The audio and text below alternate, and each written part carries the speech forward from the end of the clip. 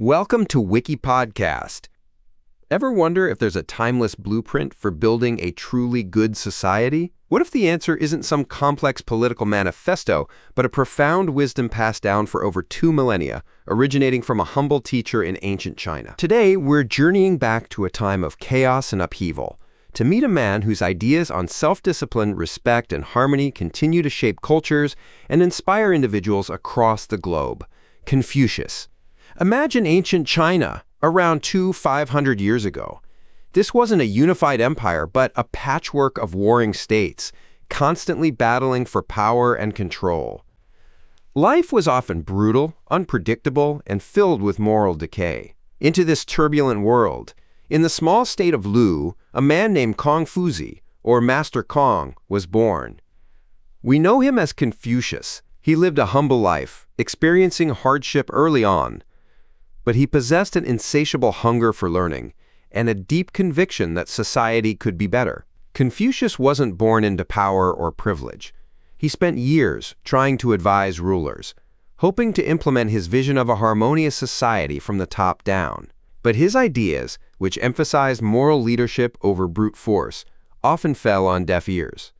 Disillusioned but not defeated, Confucius turned his attention elsewhere. If he couldn't change the world through politics, he would do it through education. He became a teacher, gathering a loyal group of disciples around him, walking from state to state, sharing his wisdom. What was this wisdom that people flocked to hear? Confucius believed that a truly good society doesn't start with laws or armies, but with good people. It begins with the individual. His philosophy, often called Confucianism, wasn't a religion in the traditional sense, but a moral and ethical system focused on human beings and their relationships. At its heart was the idea of self-cultivation. He taught that if each person worked on becoming a better version of themselves, with self-discipline and a strong moral compass, then their families would be better, their communities would be better, and ultimately, the entire state would flourish. He spoke often about key virtues. Ren, or humaneness, was paramount, treating others with compassion and empathy. Li, or propriety, was about acting with correct social conduct, understanding your role and responsibilities.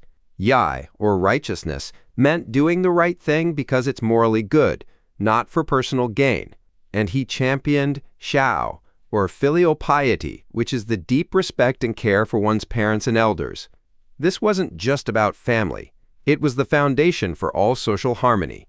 If you could treat your family with respect, you could extend that respect to your community and beyond. Confucius envisioned an ideal person, the Junzi, or exemplary person, someone who embodies these virtues, constantly striving for moral perfection.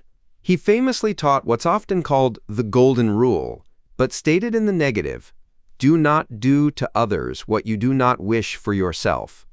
Simple, yet profoundly powerful. His teachings were compiled by his disciples into the Analects, a collection of his sayings and conversations that became one of the most influential texts in East Asian history. For over 2,000 years, Confucianism shaped China's government, its education system, its social hierarchy, and its family values. It spread to Korea, Japan, and Vietnam, becoming the bedrock of their cultures. Government officials were often chosen not just for their intellect, but for their adherence to Confucian principles, fostering a bureaucracy rooted in ethics and merit. Even today, in a world that feels so different from ancient China, Confucius's ideas resonate. His emphasis on lifelong learning, on the importance of family, on striving for personal excellence, and on building respectful relationships still offers powerful guidance. In an age of individualism, his reminder that we are all interconnected and that our actions have a ripple effect on those around us feels more relevant than ever. He showed us that true strength comes not from dominance, but from moral character and the ability to cultivate harmony, one person, one family, one community at a time. His legacy isn't just about ancient history. It's about a timeless pursuit of human decency and a flourishing society. Thanks for listening. Write us your opinion in the comments on how Confucius's ideas about self-discipline and respect can help us build a more harmonious society in today's world. Subscribe to the channel to help more listeners reach our episodes. Thank you, and have an amazing day.